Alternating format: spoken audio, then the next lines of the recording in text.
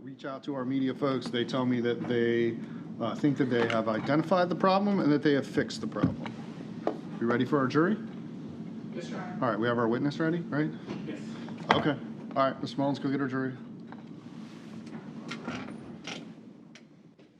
Ladies and gentlemen, welcome back. Was everybody able to follow my instructions and admonitions over the break? Yes, sir. All right, call your next witness. Statement call, Ashley Sparkman. All right, Ms. Sparkman is one of our witnesses who has requested not to be videotaped or filmed. Are we dying? I don't think that. Can you please state your full name for the record, spelling your last?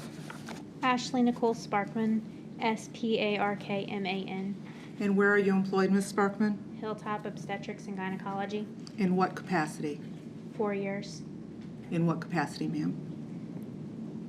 What is your job with Hilltop Medical OBGYN? assistant. Okay. And you've been doing that job for 4 years? Yes. Okay.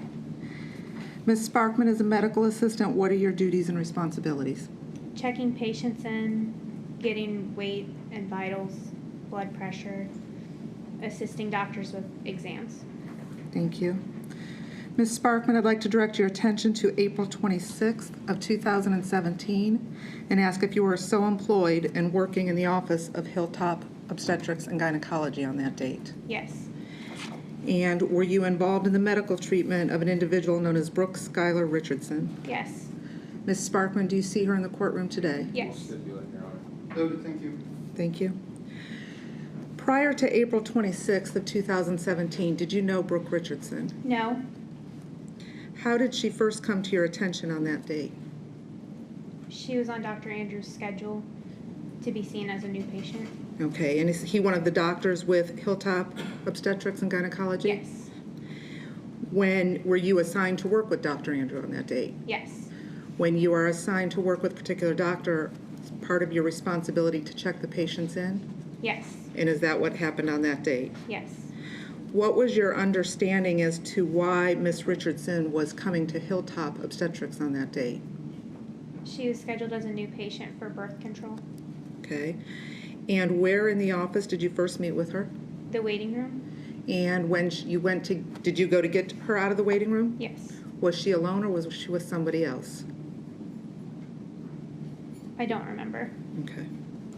When you brought her back to the examination room, was she alone or was she with someone else? She was alone. And once you have her back in the examination room, what is your protocol? To get the patient all checked in, to get her weight, blood pressure, to confirm what she's there for. And did you do those things with Ms. Richardson? Yes. Were you able to obtain her weight on that date? Yes. And do you recall what it was? 149 pounds. And were you able to obtain her blood pressure on that date? Yes. Do you recall what that was? No. Your Honor, may I approach the witness? Okay. Ms. Sparkman, I'm showing you what's been marked as State's Exhibit 1 for purposes of identification. Do you recognize that document? Yes. And can you tell us what it is?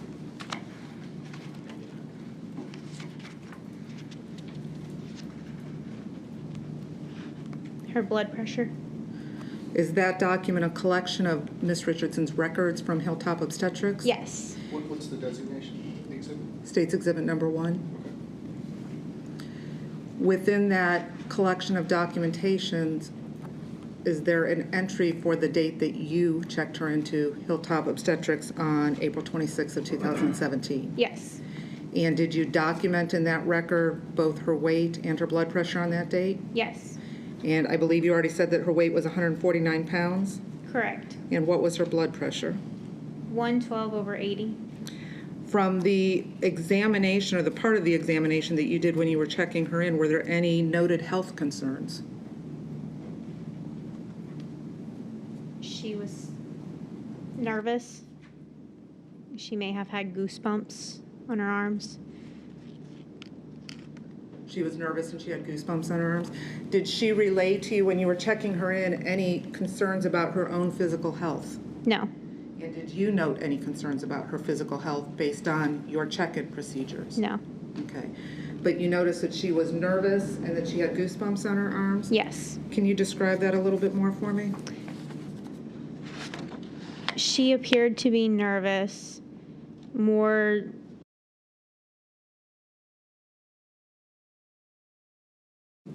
Would it be fair to say at your office you see a lot of, not a lot of, but a good number of teenage parents? Yes. Some first-time teenage parents? Yes. And have you had an opportunity to check them in before? Yes. Did you feel that her reaction was different than your average teenager? Yes. And how so?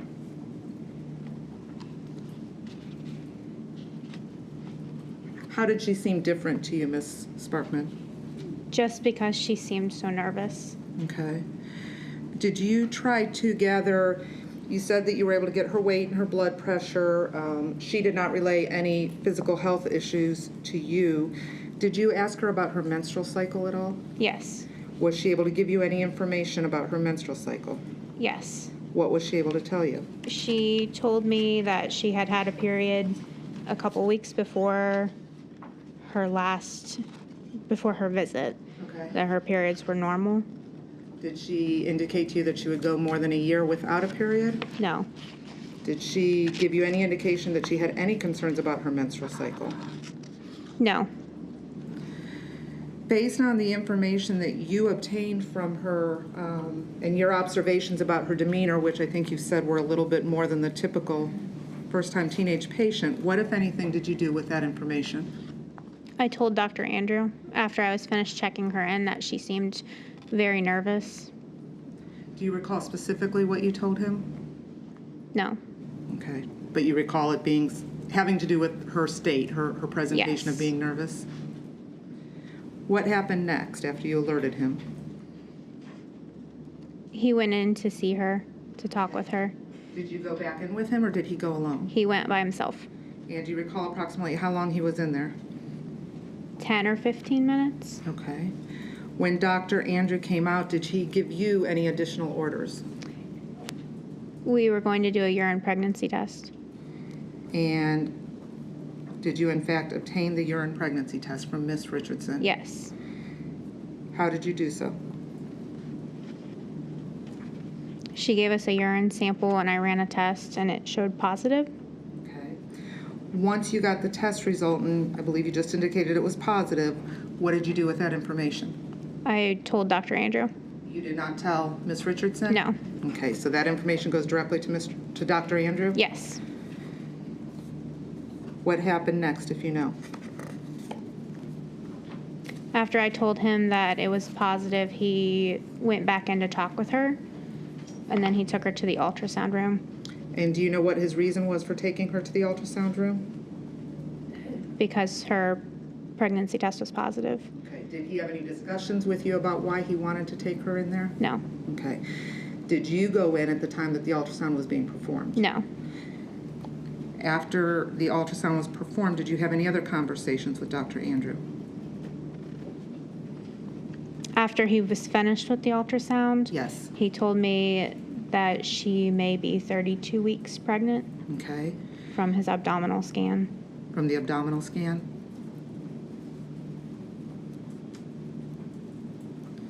After the ultrasound was performed, did you have any further contact with Miss Richardson? I went back into the room to check on her to make sure she was okay. She was crying, so I offered her a cup of water. She said no. She said no. Did she make any statements to you, or did you inquire about why she was crying? No. After offering her the water, did you have any further contact with her on that date? No. Ms. Sparkman, I'd like to direct your attention to July 12th of 2017 and ask if on that date you again had an opportunity to be involved in the medical treatment of Ms. Richardson. Yes. And were you assigned to work with a different doctor on that date? Yes. And who was that? Dr. Boyce. How did it first come to your attention that Ms. Richardson was back on the appointment schedule?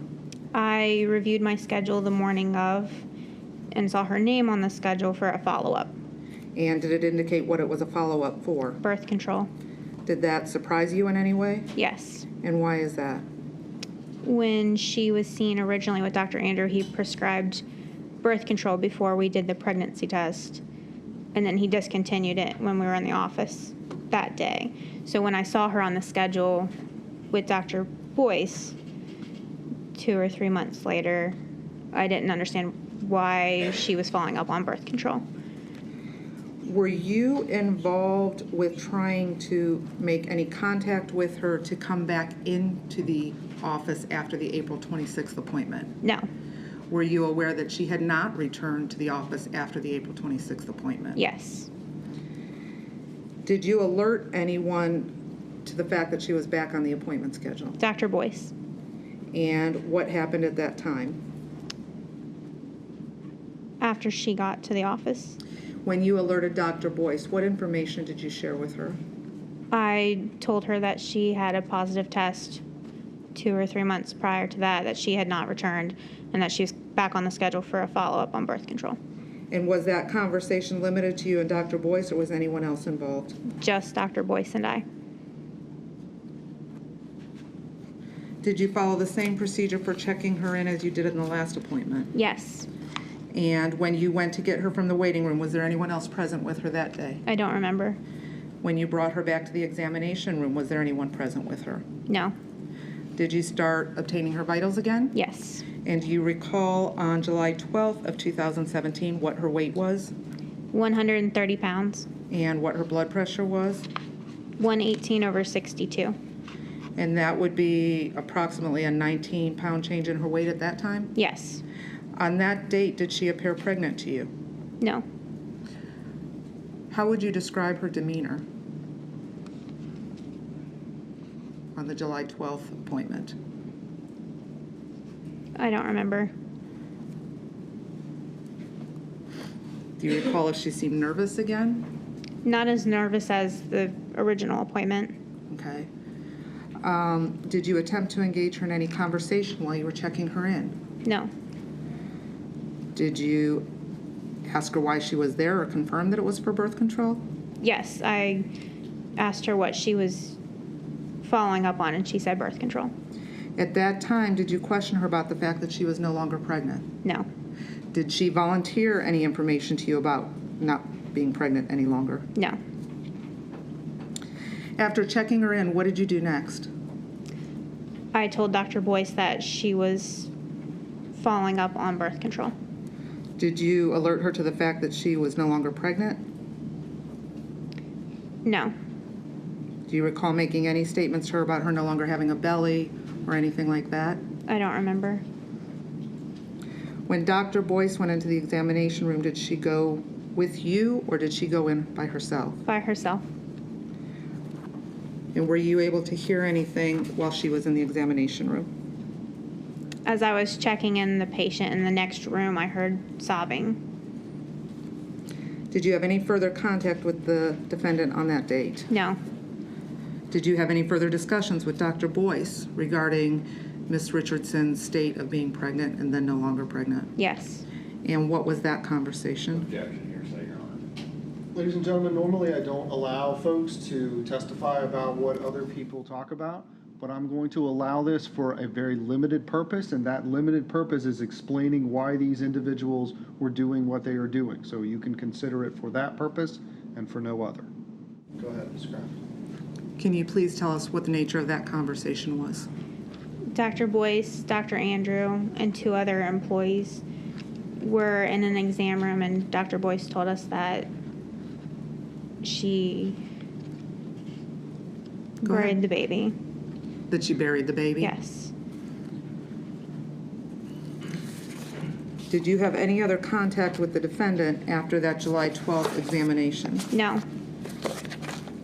To your knowledge, has she ever come back to the office for any further care? No. Your Honor, may I have a moment? You may. Nothing further. Mr. Rickers, you may inquire. You may. So back in July of 2017, you'd been there for 2 years. Yes. When you asked Skylar for the urine pregnancy test, you voluntarily took it.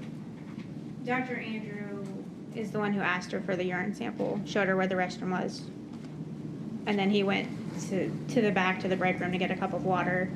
And as he was back there, I ran the test. Okay, and Skylar voluntarily gave the urine sample. Yes. And Skylar thought she was having periods. She said she was bleeding, right? That's what she said. And at that appointment on April 26th, a script for birth control was given, correct? Yes. And it went to the pharmacy. Yes. And later, your office tried to cancel the script, right? After I told Dr. Andrew that the pregnancy test was positive, he discontinued. Okay. When you, on July 12th, when Skylar came back, after you left her in the room with Dr. Boyce, you could hear Skylar sobbing through the walls of the exam room? After Dr. Boyce was in there, yes. I have no further questions, Your Honor. Thank you. Anything further for this witness? All right, thank you, ma'am. You can step down. Next witness? Call Dr. Andrew. Speak the truth, the whole truth, and nothing but the truth, so help you God? I do. May be seated. May I proceed, Your Honor? You may. Thank you. Doctor, would you please state your name, spell your last name for the record? William Andrew, Andrew. Sir, what's your business address? Hilltop Obstetrics and Gynecology, 200 Medical Center Drive, Middletown, Ohio, 45005. What is your occupation there, sir? I'm an obstetrician gynecologist, How long have you been employed in that capacity? 23 years. And could you talk to the jury just a little bit about your education and training that qualifies you for that position? I have a BA from Williams College. I have an MD from the University of Cincinnati, and I did a residency, an internship in family medicine for a year at the University of Cincinnati, and then I had 4 years of residency and graduated from a residency program at Bethesda Hospital in Cincinnati.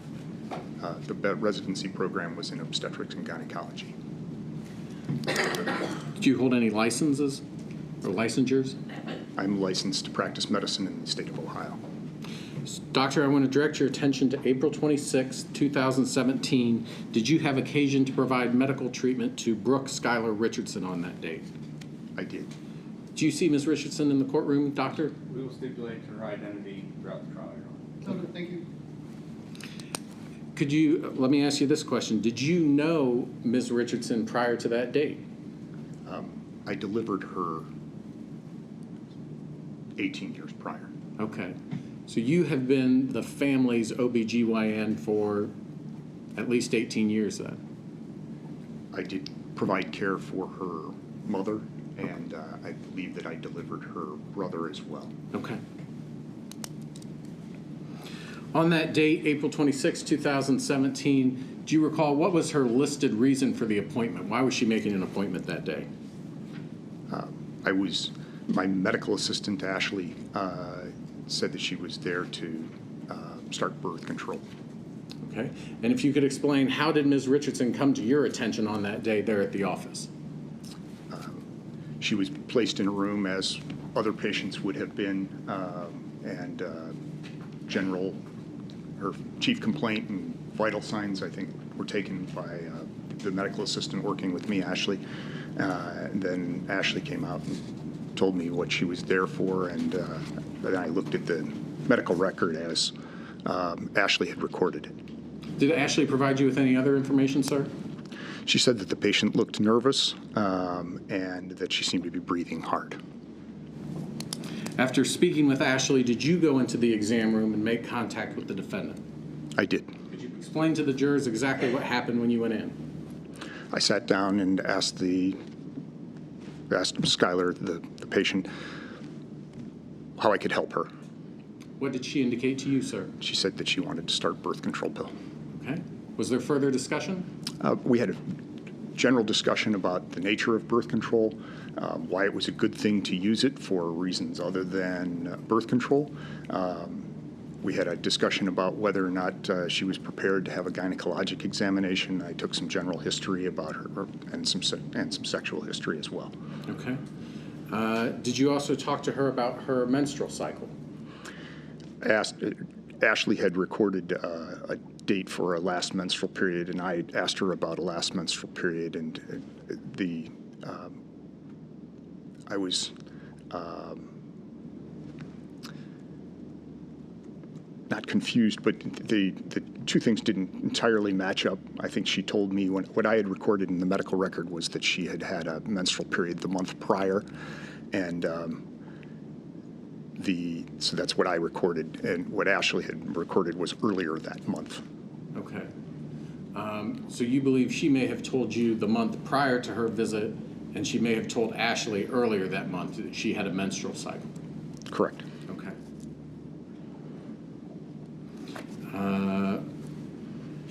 Was there any concerns when she was talking to you about her menstrual cycle? Well, the patient had declined to have a gynecologic examination that day. And so based on that and and the idea that we were going to be starting birth control pills, and the idea that there was some uncertainty about the last menstrual period, I deemed it necessary to get a pregnancy test. Okay. And I'm sorry, could you try to keep your voice up just I a little bit? apologize. That's okay. You said that she declined a gynecological exam? Correct. What did she tell you why? The way I usually couch that is, are you prepared to undergo a gynecologic examination today? And just kind of get a feel for how someone responds to that. When particularly a young woman, a teenager, presents and they may or have different expectations of what's going to go on in the exam that day, they may or may not know that a gynecologic examination is recommended or preferred or required as part of their complaint. And so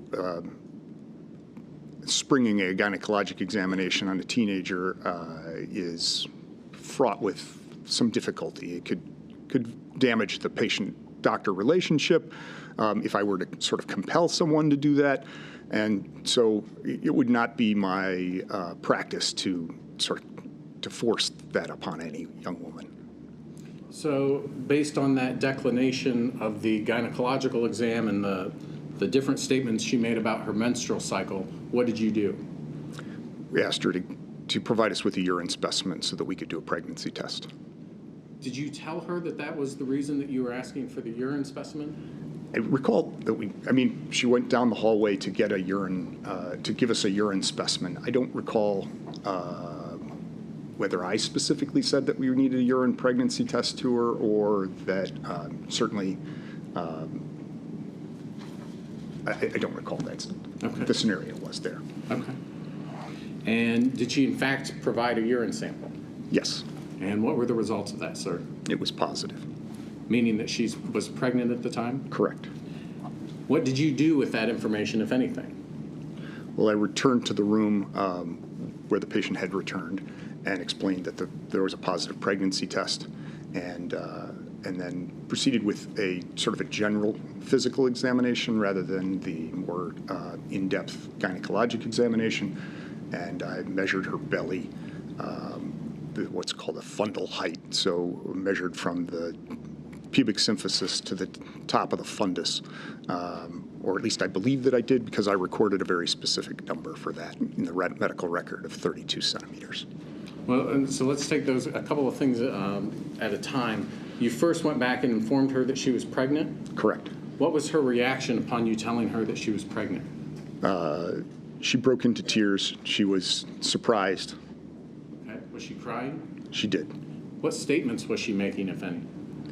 She said that she could not she was not prepared to deliver a baby. She could not have a baby. Okay. How many times do you think she said that she couldn't have a baby? I remember it at least once. Okay. And did she say anything about whether she could tell anyone about being pregnant? She did say that, that's sort of was a conversation that occurred a little bit later. Okay, then we'll wait to get there. Yes. So you tell her she's pregnant, she bursts into tears and says that she can't have the baby. Is that accurate? An exclamation, I can't have a baby. Yes. I'm sorry, what? An exclamation, I can't have a baby. Okay.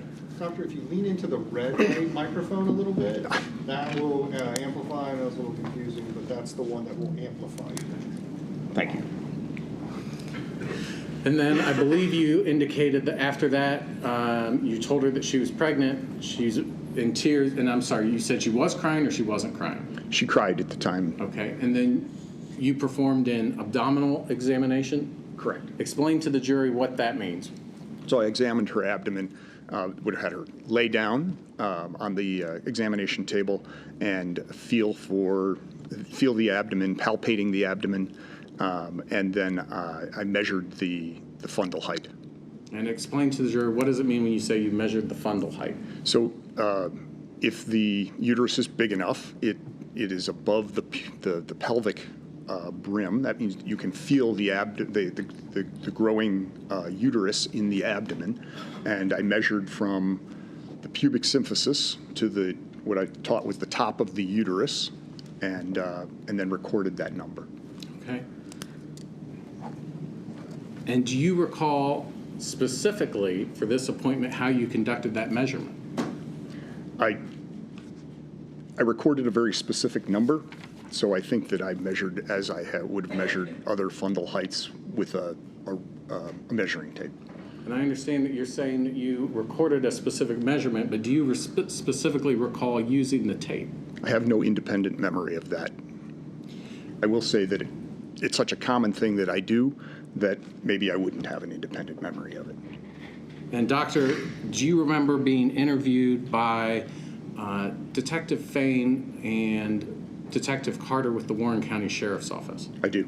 And that was back July 24th of 2017, is that correct? Correct.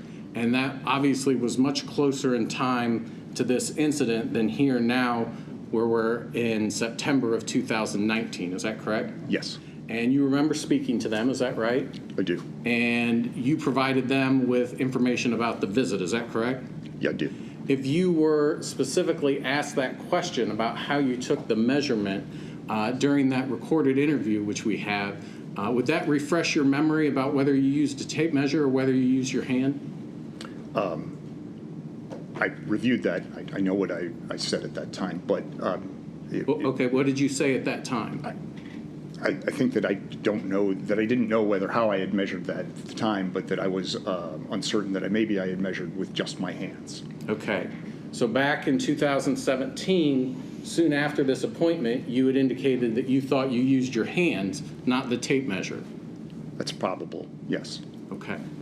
At that time, I didn't look, I had not reviewed the medical record, which indicated that I had recorded a very specific number. I understand that, but that was obviously much closer in time to the actual visit that you had with her just a couple of months later, is that right? It was. Okay.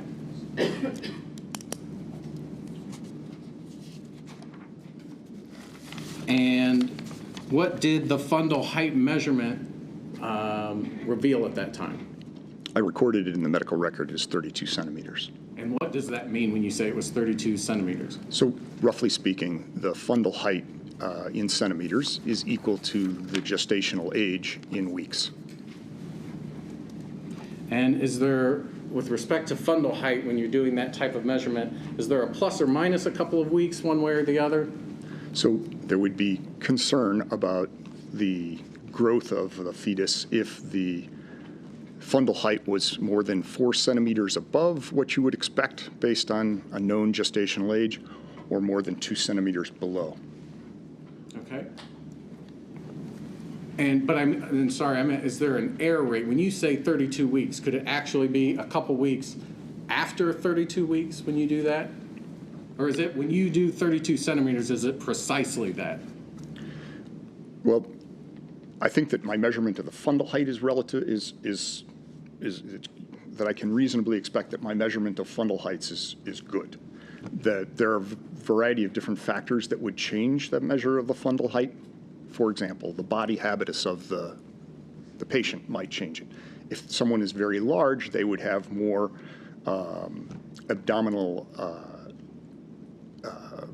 fat, which would add to the fundal height potentially. So if you're doing a fundal height on someone who's very large, you might get a fundal height that's a little bit more than what you would expect based on the number of gestation, the number of weeks that the patient is. And so, and maybe I'm not asking the question very well, can it be plus or minus 3 or 4 weeks in terms of a fundal height measurement? So, yes, the fundal height. Well, maybe it makes more sense to the fundal height, if you've got an established gestational age, right, based on someone getting prenatal care from the very beginning of the pregnancy, if you knew that someone was supposed to be 32 weeks gestation and you got a fundal height that measured 32 weeks gestation, that would be reassuring. If it was 34, 35 weeks gestation, you'd be suspicious that that baby was on the large side. If it was 28 weeks gested, 28 weeks, or 28 centimeters, then you would be concerned that maybe that baby's not growing adequately. In the situation that I was faced with, 32 centimeters from someone who hasn't, to my knowledge, has kind of an unknown gestational age, didn't mean anything was right or wrong. It just meant that the patient was probably about 32 centimeters. I'm sorry, was probably about, based on a measurement of 32 centimeters, was probably about 32 weeks gestation. Could that patient be more or less than that? Yes.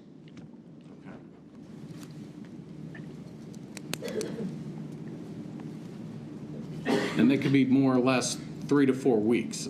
Is that what you've indicated before? Yes. Okay. Having obtained this additional information about the fundal height, what did you do next, doctor?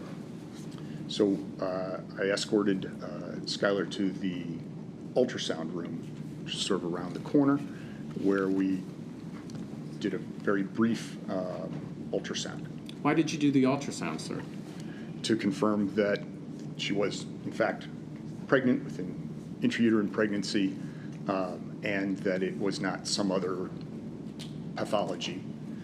So it's reasonably possible that someone could have a very large ovarian cyst, which could make it feel like someone was 32 weeks pregnant, but not actually be 32 weeks pregnant. Did you also think that it would do good for Skylar to see the ultrasound? In a situation where someone is having difficulty accepting the idea of a pregnancy, it could be helpful for the patient to see that there is, in fact, a fetus with a heartbeat. And fair to say, in this case, you thought it would be helpful for her to see that fetus with a heartbeat. Is that right? Yes. Okay. And you said this was just a very brief ultrasound. Is that right? That's correct. It's not for the purpose of taking measurements or anything like that where you're trying to ascertain specific measurements of any bone lengths. You were just doing this to make sure that there actually was a fetus in there and to show Skylar that. Is that fair? Well, I did at least one measurement Okay. because that's what I've recorded in the medical record. Okay. And what did that measurement indicate? Was consistent with what I wrote in the medical record was subjectively 32 weeks gestation. Okay. And again, is that an exact measurement? It was not I did not perform multiple measurements of different body parts, and so it could not be considered definitive. That's something that you would typically do at an ultrasound if you were trying to make an estimate about how far along in gestation. You wouldn't just take one measurement. You would take multiple measurements so that you could make a decision. Is that right? That's true. Okay. And in this case, you just took the one because, again, it wasn't really your purpose to do the full measurement and figure out how far along the baby was. Well, I certainly wanted to confirm that I was within the ballpark, but it was my intent to get a more formal ultrasound soon. And the purpose of that more formal ultrasound would be what, doctor? A more formal ultrasound would assess all the anatomy of the fetus, or at least, I should say all the anatomy. Certain anatomic features, confirming that they look normal. It would be an assessment at that gestational age, an assessment of the fluid around the fetus, an assessment of the position of the placenta, and the position of the fetus itself. Okay. And you would have done more measurements in that more formal ultrasound? That's true. Okay.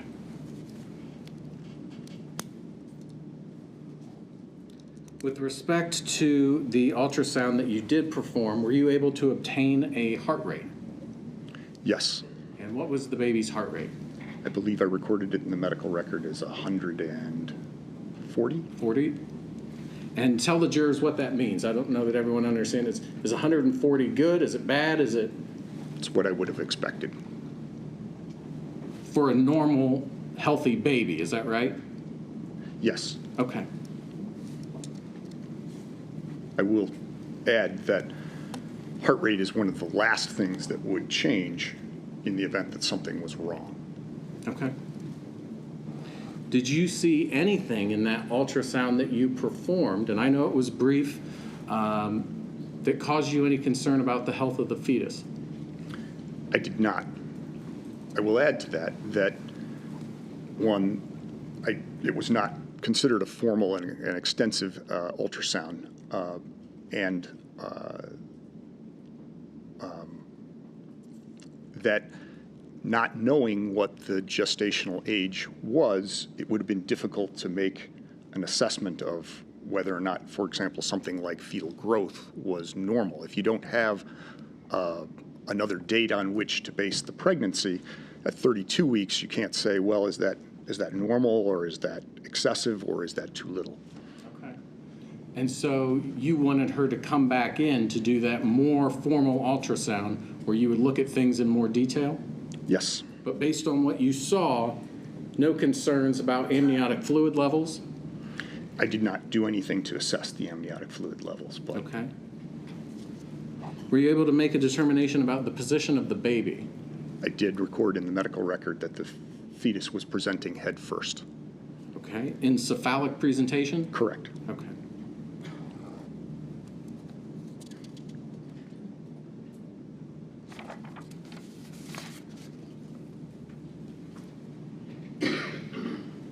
Did you take a measurement of the femur when you did the ultrasound? I believe that was the one measurement that I performed. Okay. Are you sure about that? I did not record that in the medical record, so I just believe that. Yes, I think so. But it's not recorded? I did not record what measurement I took. Okay.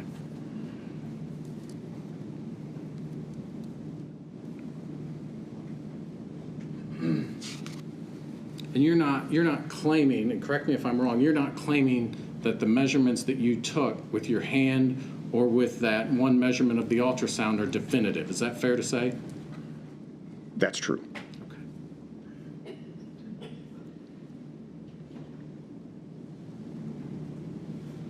Okay. When you showed Ms. Richardson the ultrasound, and you showed her that there was a baby inside of her, and that there was a heart rate, fetal heartbeat, what was her reaction?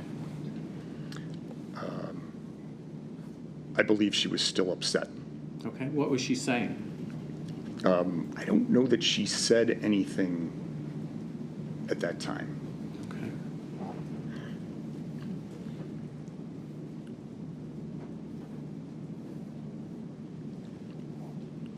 When you showed her, and maybe this is the wrong time, but when you showed her the ultrasound, did you tell her that she would need to tell someone?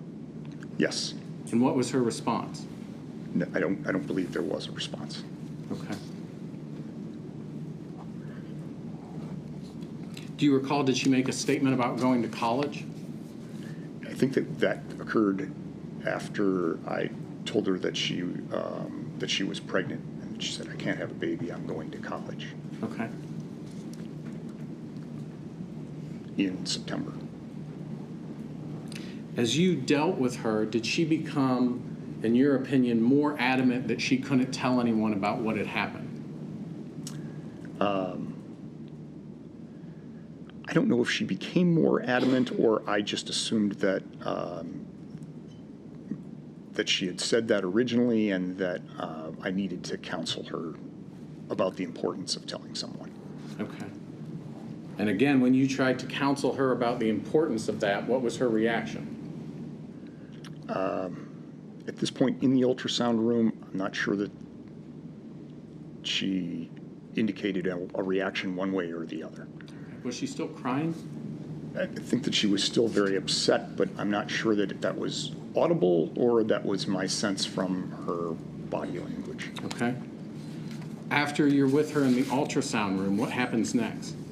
So I sit down with her in the ultrasound room and start to explain that I understand that she doesn't think she's, that she. Do we know what's beeping? Wait 1 second, doctor. We'll see if we can. Do we know what's beeping? I think my watch, I'm sorry. Okay, that's all right. Go ahead. If you could start again. I'm sorry. In the ultrasound room, I believe you So I said- sat down with her in the ultrasound room after the ultrasound. She's now sitting on the bed that we did the ultrasound on, and I'm sitting in a chair, and I felt obligated to explain that she was in fact going to have a baby in the next, I think I recorded, or I'd said the next 10 weeks or so, which would have made sense. 32 weeks, we don't let anybody go more than 42 weeks gestation.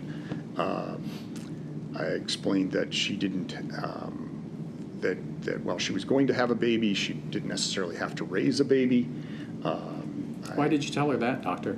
Well, I think that it's important that people understand, particularly a teenager might think very linearly and not know that there are options. Okay. And so you told her that she wouldn't have to necessarily raise the baby? That's correct. And when you say she wouldn't have to raise the baby, I think you said it, but what did you mean? Well, that people would line up to raise that baby. Okay. What was her reaction when you told her that there were other options, that she could give the child up for adoption? I didn't specifically mention adoption, but I did say that I thought people would line up to raise the baby. Is that what you meant? And I understand you didn't say that. Is that what you meant, though, would be to give it up for adoption? Well, that's not been my experience, so I don't know that I would have said that. My experience is that most of teenagers in a situation like this, oftentimes their mother ends up raising the baby, they have a relative who raises the baby, so adoption, as we kind of may think of it in standard fashion, isn't what ends up happening. But And I'm sorry, what was her, when you talked to her about people would line up to raise this baby, what was her reaction to that? I'm not sure that there was any audible reaction or. Do you recall, did she agree with you? Did she say that's an option? Did she say, I can't do that? Do you remember?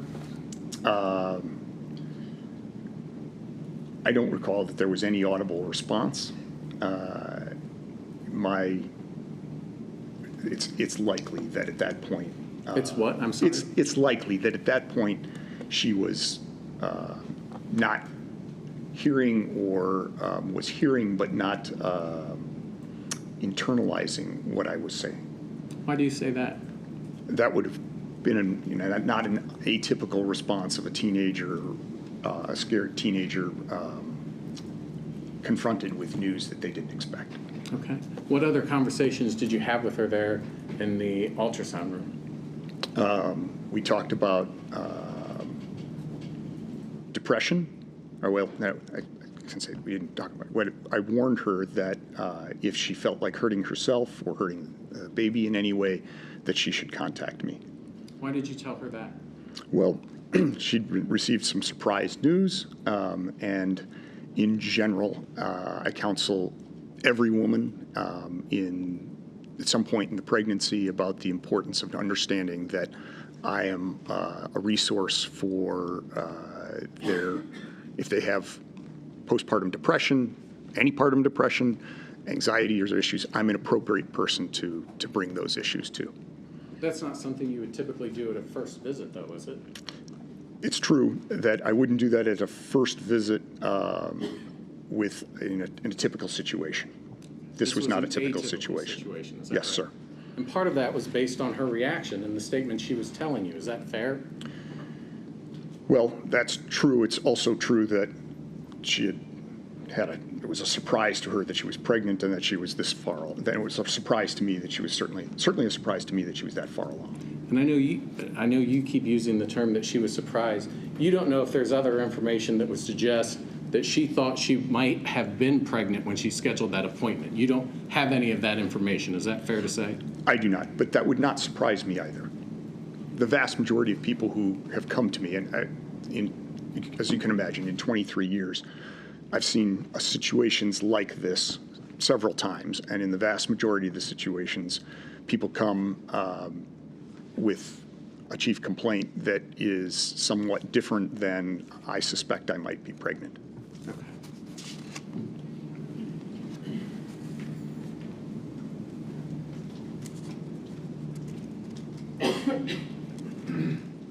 Did you give her, well, let me ask you this. When you were having that discussion with her about people lining up and they would raise this baby, did she ever ask you about abortion or a way to terminate the baby? She did not. So at no point when you're having those discussions with her, does she ever ask you about the option of abortion? She does not. Okay. Does she ever ask you for any other options? I don't recall her verbalizing any response to the several different subjects that, or to the topics that I brought up. Okay.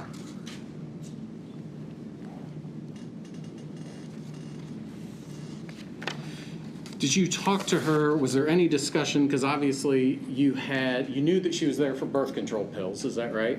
Correct. And is it my understanding, I believe Ms. Sparkman testified that you had worked ahead and prepared a prescription for birth control. Correct.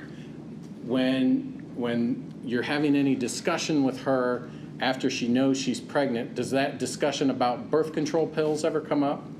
Yes. And what was the conversation, doctor? That we were beyond the point of using birth control pills, that she was obviously pregnant. Okay. And so you said that to her and she heard you? She heard me. Did she internalize that? Did she internalize any of the things that I was saying at that point? I don't know. Okay. But it certainly wasn't your intent for her to get a birth control prescription. That's true. Okay. Let's clear one thing up just so everyone understands. The fact that there may be evidence to suggest that she was taking birth control pills from the time that she left that appointment until the time that she had the baby, would that affect the baby at all if she was taking birth control pills during that time period? I think that's unlikely. Okay.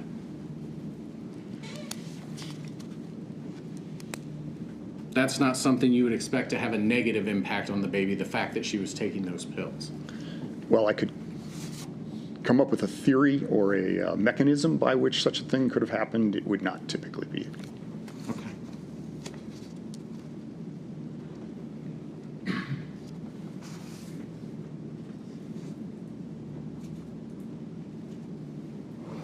Any other discussions with her that you recall that happened there in the ultrasound room between you and her? I don't think so.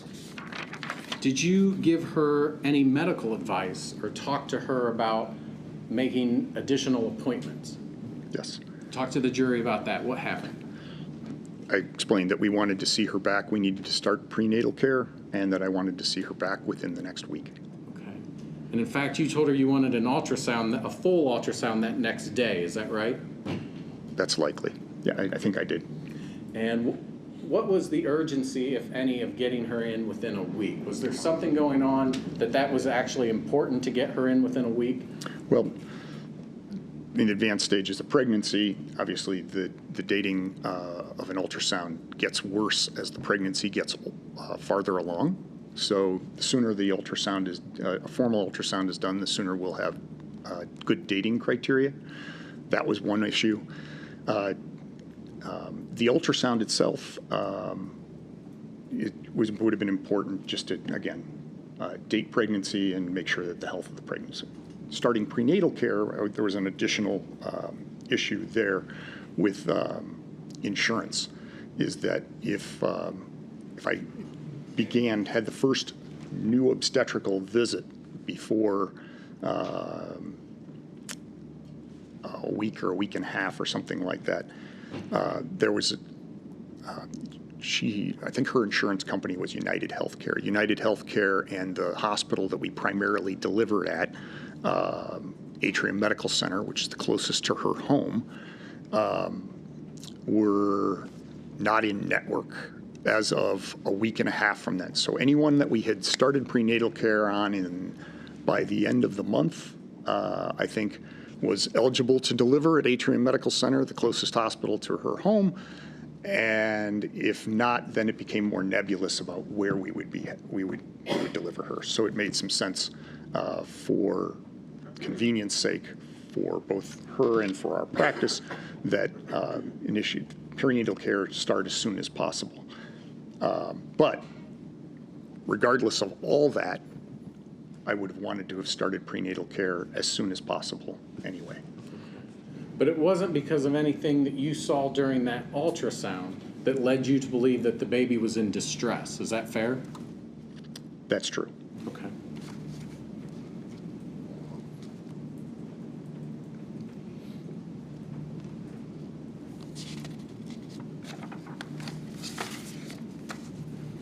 Because is it fair to say, doctor, had you seen something that you believe that that baby was in trouble or that baby was in distress, you would have taken immediate actions that day?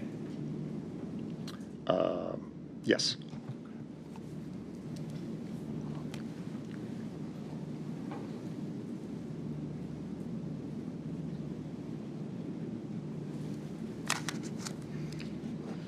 Do you know, after you told her that you wanted her to set up that ultrasound right away and get started with prenatal care, do you know whether she ever scheduled her follow-up appointment? I know that she did not. Okay. And as a result of her not scheduling that, was there anything that you requested your staff to do? Yes. So I spoke to the RN, Allison Campbell, who runs sort of the back, the clinical operations, or at the time was running the clinical operations of our practice, and asked that she follow up with her to make sure that those appointments got scheduled. And are you aware whether Allison made those efforts to follow up with her? Yes. And did she make those efforts? I believe that she did. Was she successful? I believe that she was not. Okay. And as a result of that, as a result of Allison being unable to get her to come back in, did you yourself take any efforts to get Brooke back in? I also called her phone number. What was the reason that you called her phone number? To make sure that we had done everything we could to get her the appointment that she needed for prenatal care. Did it concern you that she wasn't scheduling her follow-up appointments? It would have concerned me if anyone had, whether they'd had prenatal care or not, hadn't scheduled a follow-up appointment. Did you personally ever see her again for medical treatment? I did not. I want to direct your attention to July 12th, 2016. I'm sorry, 17. Was it brought to your attention that the defendant had an appointment scheduled at your office on that day? Yes. And how was that brought to your attention, sir? Dr. Boyce came to me and said that Skylar had had an appointment with her that day. Okay. And upon hearing that news, what was your reaction? Well, surprised that she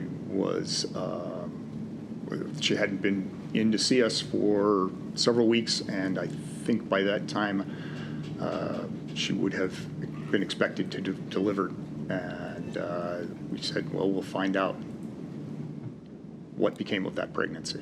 And did you talk to Dr. Boyce about the appointment that you had with her back on April 26th? Yes. Okay. And so Dr. Boyce knew that she was pregnant going into that appointment? Yes. Okay. Were you involved in that at all when Dr. Boyce went in and talked to the defendant? I was not. Okay. Did you have any discussions with Dr. Boyce after the fact about the appointment? Yes. Okay. And at some point, based on those discussions with Dr. Boyce, was the decision ultimately made to call law enforcement? Yes. If I can have one moment, Your Honor. Okay. You reviewed that audio and video of your interview with the detectives, is that correct? Audio. Was there a recorded video interview. component? I'm sorry? Was there a video component? I did not review a video component. I'm sorry, no, it was just audio, you're right. Okay. You did review that. I read a transcript of it, yes. Okay. And so I want to ask you again, how many times, to the best of your recollection, do you think that she indicated to you that she couldn't have a baby? Objection, ask and answer, Your Honor. Overrule. At least once. Was it more than once? I don't recall. Okay. And with respect to not being able to tell anyone that she was pregnant, how many times do you think she made that statement that she couldn't tell anyone? At least once. And could it have been more than once? It could have been. Could it have been 5 times? I don't think so. That would have made an impression on me. Do you recall, in addition to saying that she couldn't tell anyone, was she specifically concerned about whether she could tell her mother? Did she, well, sitting here today, I can't recall whether or not she specifically said, I cannot tell my mother, or I cannot tell anyone. One second, Your Honor. You may.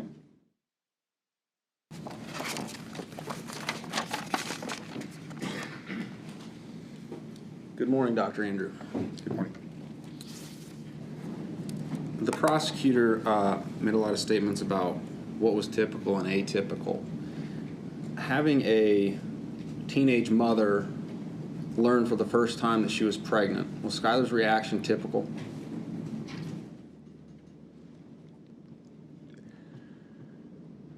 It would be difficult for me to say that there's a typical reaction. It's not outside the realm of what I would imagine is expected. And her reaction was one of surprise. Definitely. And it's not uncommon for a teenage girl to react in disbelief when she's first told certainly that she's pregnant. Anyone who's wouldn't be limited to just teenage girls, but yes. Okay.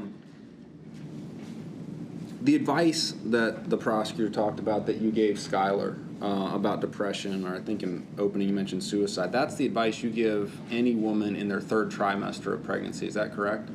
It is true. And so because it was the atypical thing that you gave it in the first visit was because it is atypical to see someone who is pregnant in the 3rd trimester for the first time. Yes, that's true. If you had any belief that Skylar was going to harm herself or her fetus, you would have called the authorities. Is that correct? That's true. And you did not. I did not.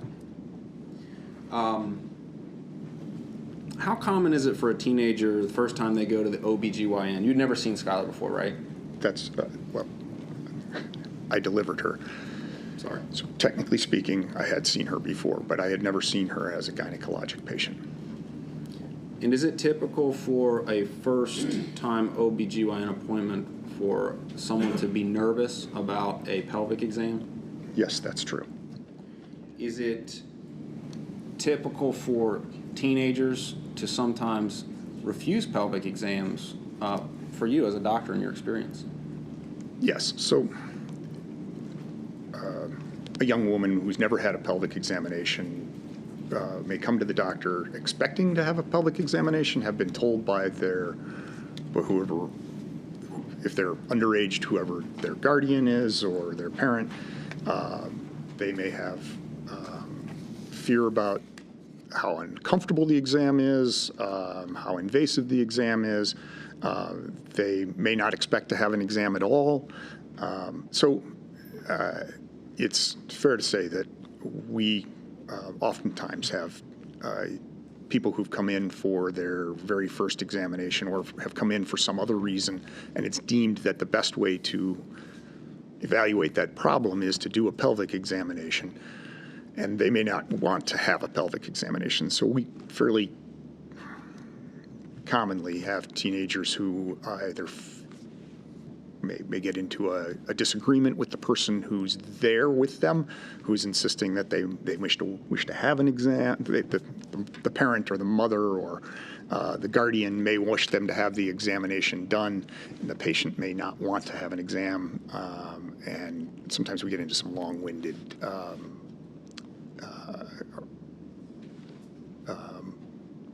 debates, arguments over whether or not an examination is going to be done. And that would be you would leave the room for that. Well, at first I might stick around for a little while to emphasize why the exam is important, to explain the examination, show them how the examination is going to be performed, explain, but in the end, if there's just a debate between a young woman and her guardian or her mother or whoever brought her to the office, I wouldn't stick around for that. Charting medical charts are important in your practice, is that correct? That's true. And when you had spoken with the police, you had not reviewed your medical charts in this case, is that correct? That's true. But you've later gone back and you have reviewed them, correct? That's true. And you're aware that in your charts that on April 26th of 2017, you took 2 measurements indicating that Skylar was 32 weeks pregnant, is that correct? Yes. And one was in your chart, it's marked US transabdominal. What is that? Ultrasound transabdominal means an ultrasound done of the abdomen from outside the abdomen. And that exam said subjectively 32 week size fetus with cardiac activity and cephalic presentation. Is that right? Correct. But then you also did another exam. You did an abdominal exam, and you marked that in your records, right? Correct. And you marked in your record that there was a fundal height, it's fundal HT 32 centimeters. Is that right? That's correct. And the fundal height, can you tell us why? Well, I think you already did. How often did you do a fundal height exam, and when does that start for a pregnant woman? Somewhere around 16 weeks.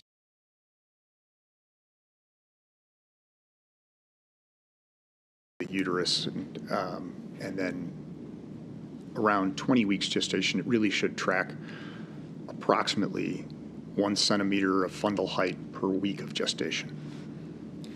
How many babies do you think you've delivered in your 23-year career? 6,000 to 7,000. And you described you did deliver Skylar and her brother Jackson. That's true. How many women do you think have been under your care in your time as an obstetrician? 25,000. Okay. Do you have a standard practice when you measure fundal heights? How would you measure them with this tape, which has been identified as State's Defense Exhibit RR? Is this how you would measure it? May I approach your honor? Amen. Is this what you would use to measure a woman's fundal height? Yes. And that's your standard practice, correct? Correct. You don't mark something in your chart precisely 32 centimeters fundal height unless you actually got a 32 centimeter fundal height. Is that right? That would be my practice, yes.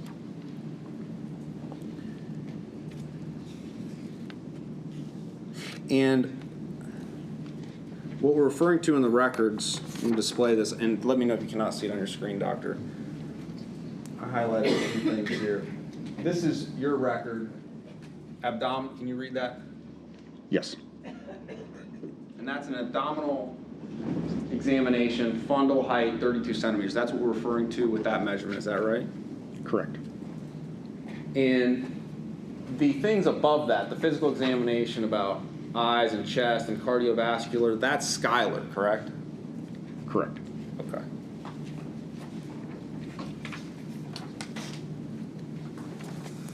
And also in your record, page 26, there's a note, NOB and SONO in 1 week, is that right? Correct. What's that mean? New OB is, NOB stands shorthand for new obstetrical patient, or new OB, new obstetrics. And what does and sono in 1 week mean? And sono, and ultrasound. Okay.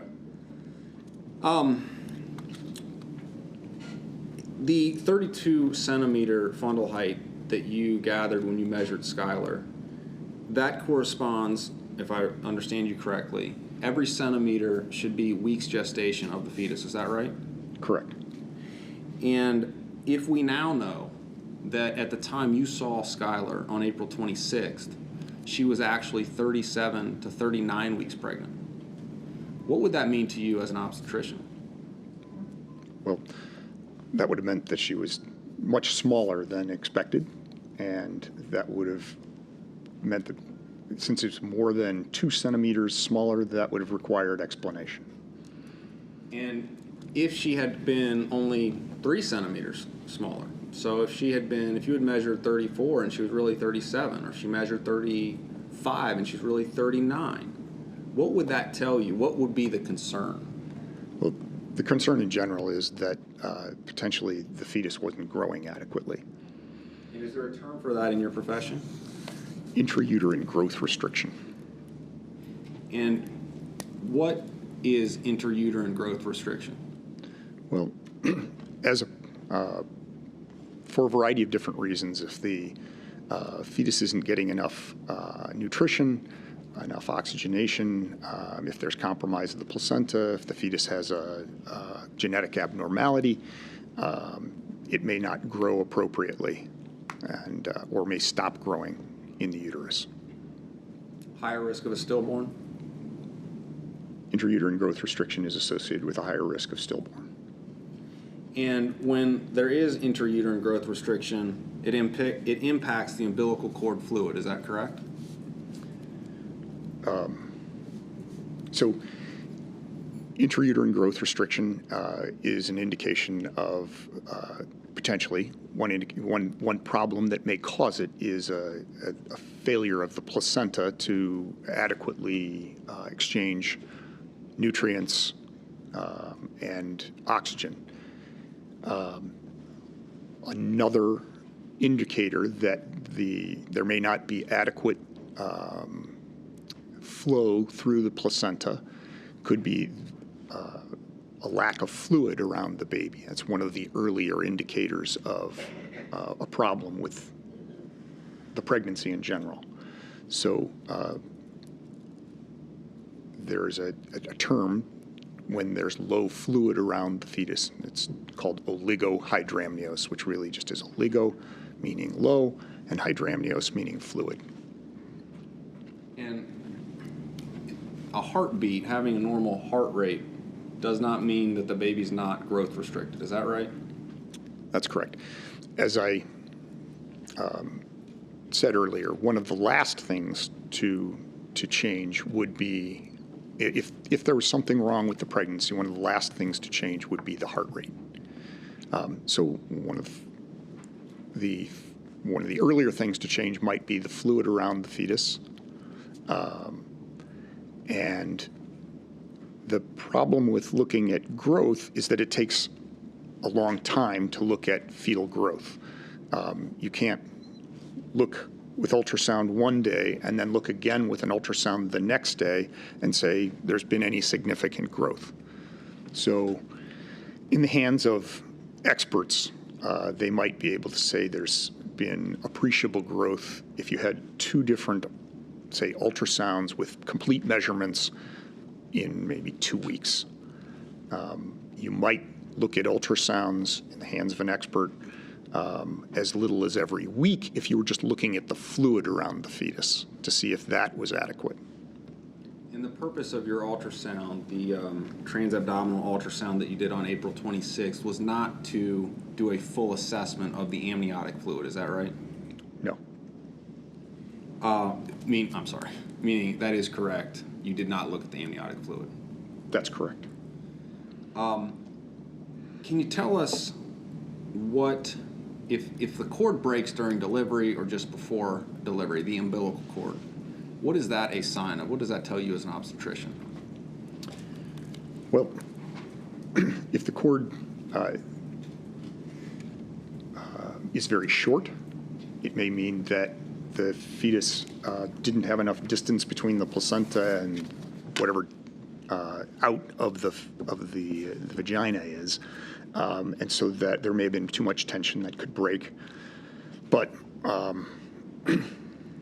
if a cord, the umbilical cord is typically coiled.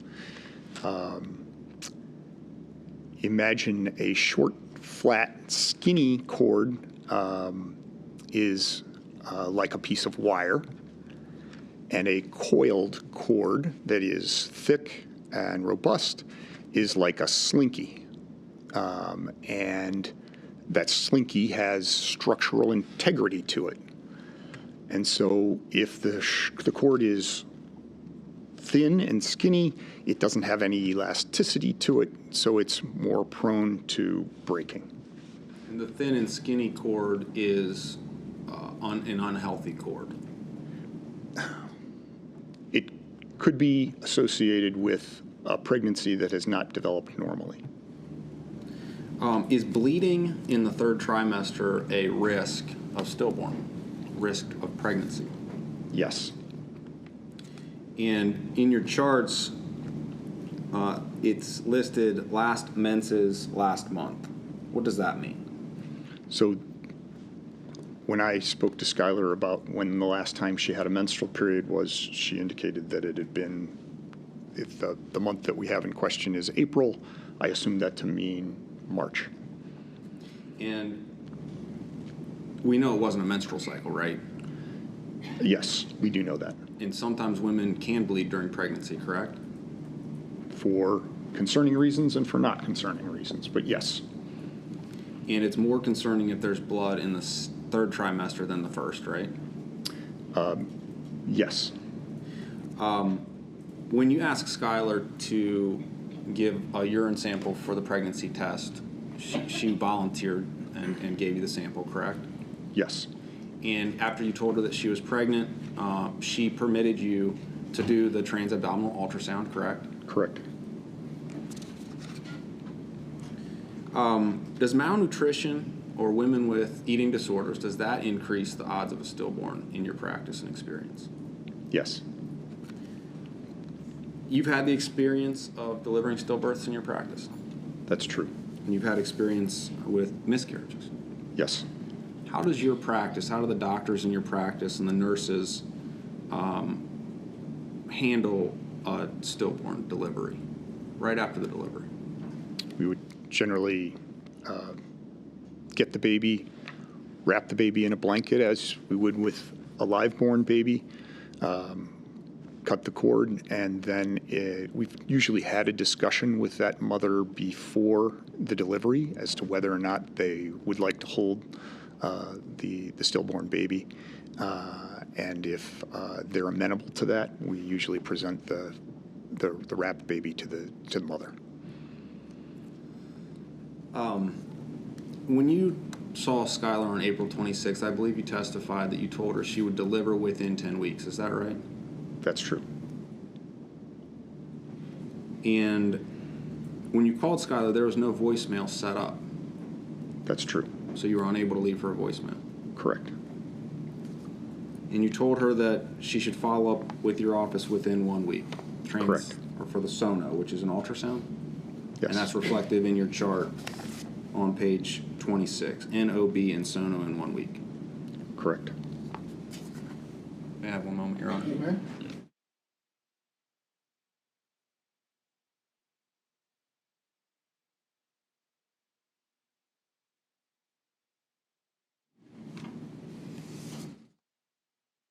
Mr. Ricker showed you that tape that you indicated that you would typically use in measuring fundal height. Is that right? Yes. But again, you recall in this case, the detective specifically asked you whether you used a tape measure, and you indicated that you just used your hand. Do you recall hearing that? That's in the transcript from. Yes. I do recall reading that at this point. Yes. Okay. So again, you were specifically asked, did you use a tape measure? And at that time, just months after the incident, not years, you indicated you just used your hand. Well, I would have used my hands whether I was using the tape or not using the tape. My hand has to be used in order to establish where the fundus is. But so I guess using my hands, I don't know what my context was at the time. could very well be I wasn't using ultrasound, I wasn't using any other method. But yes. Do you think when she asked you about the tape, whether you used a tape measure and you said that you just used your hand, do you think that when you said Objection, improper characterization of the prior interview, Your Honor. Overruled. Go ahead and continue. So you think that maybe when you said, I just used my hand, you meant that you just used your hand to hold the tape measure? I don't have any independent recollection of what I used at the time of the measurement. What I do know now is that, well, one, I know that I recorded a very specific number in the chart. So it would make sense that I was measuring with a measuring device. And we also know that back then you said hand. Yes. Okay. With respect to the 32 centimeter measurement, again, that can be plus or minus 3 or 4 weeks. You agreed with me before, is that right? Yes. So that meant that at the time that she saw you on April 26th of 2017, she could have been 35 to 36 weeks. Yes. And you were asked a lot of questions about IUGR. You saw Brooke one time on April 26th, is that right? Correct. You did a very quick fundal height measurement, either by hand or tape now, and you did a very brief ultrasound, is that right? Yes. You're not here telling this jury that you believe that she had an IUGR baby, is that right? You're not making that diagnosis. I could not have made that diagnosis at the time of the visit. One moment, Your Honor. Mr. Rickers? Dr. Andrew, the prosecutor said, is it possible that your 32 centimeter fundal height measurement could be off by 3 to 4 weeks? Of course it's possible because it was, correct? Yes. And if it is off by more than two weeks, what's that mean? Well, if it's 2 weeks below a known gestational age or 4 weeks above a known gestational age, that would be of concern and would warrant additional testing, which might involve getting an ultrasound to determine, is the baby too big or is the baby too small? So when you say it's possible that it could be off by 3 to 4 weeks, we're not talking about you measuring incorrectly 3 to 4 centimeters when you use this tape, is that correct? Correct. And you've done a fundal height measurement tens of thousands of times? Yes. In your standard practice, if you write down a specific number in your chart, is that you use this tape? That's true. Tens of thousands of times. Correct.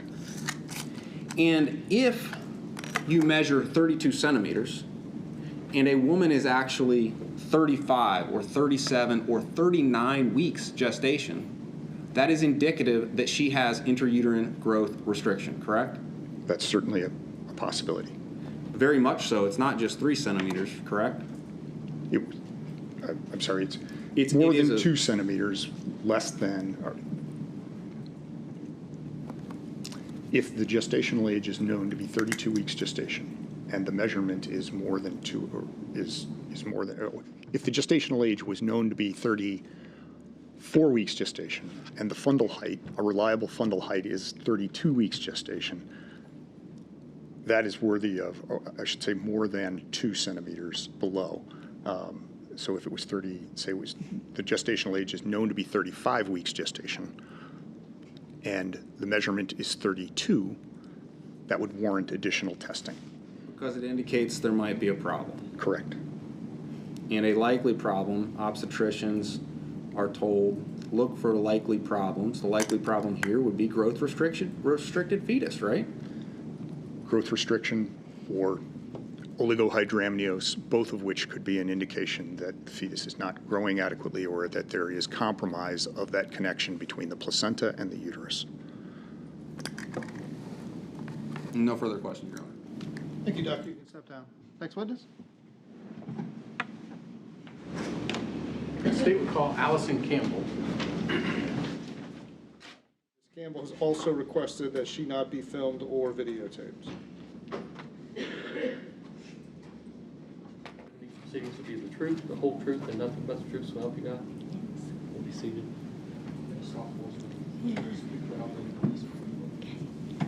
May I proceed, Your Honor? You may. Thank you. Ma'am, would you please state your name, spell your last name for the record? It's Allison Campbell, Campbell. Ma'am, where were you employed in 2017? At Hilltop OBGYN, And how long did you work there? 7 years. What was your position there, ma'am? I was the clinical supervisor, And what did your duties consist of? basically supervising the nursing staff, working with the physicians. I did help with the higher risk OB patients or gynecology patients as well. Okay. I want to direct your attention to April of 2017. Did you become aware that a patient by the name of Brooke Richardson was seen at your office on April 26th of 2017? Yes. Ma'am, did you have any interaction with Ms. Richardson on the 26th of April? No, I did not. Okay. And how did you become involved then? Dr. Andrew had come to me to ask me to reach out to her because he noticed she had not made a return appointment to be seen, and he wanted me to try to contact her to set that appointment date, as well as at the time her insurance was out of network with Premier Health, so we were going to try to make sure we had care established to do a continuation of care. And did you follow Dr. Andrews' directive? Did you attempt to make contact with Ms. Richardson to get her back into the practice? Yes, I did. I tried to call, but was not able to reach her. So no, I did not speak with her directly. Do you recall how many times you tried to get in touch with her? Twice, I believe. Okay.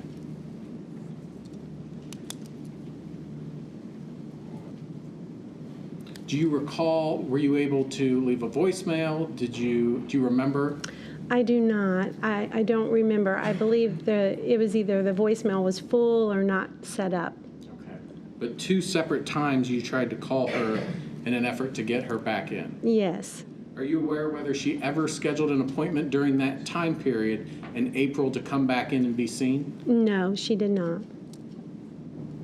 Did you ever try to call her parents or her mother? No, I did not. What would be the reason for that? She was 18, and medical consent had not been given to anyone, so I, under HIPAA, am unable to speak with anyone about her medical records. Okay. Thank you very much, ma'am. Mr. Rickers, you may inquire.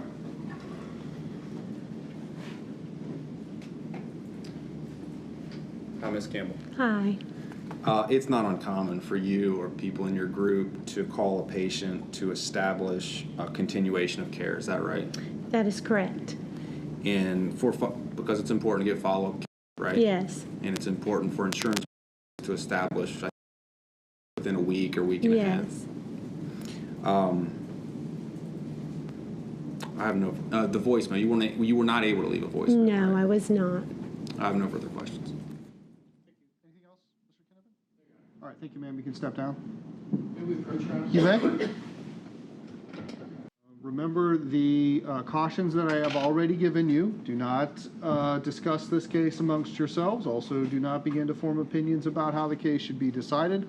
Also, you need to stay away from any media coverage or anything that you might read or see on the internet. Let's plan on being back here at 1 o'clock with the idea that we will get started then. Mr. Mullins, you can take the jury out.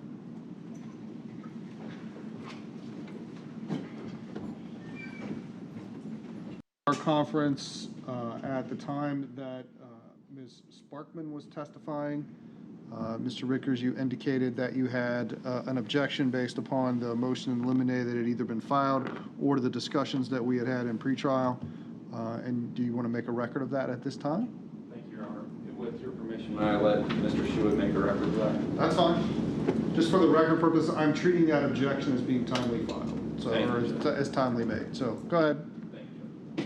Yes, Your Honor. The objection was to Rule 403 as well as the fact that because in Ohio it's not a crime what happens before a baby is born, that the prenatal care is not something that needed to be discussed, and for those reasons was more prejudicial than it was probative, was the summary of the objection, Your Honor. And if you want more on that, but we've discussed Anything from the it. state on that you want to put on the record? Just, Your Honor, I believe that it goes to her motive in terms of the crimes that she's been charged with.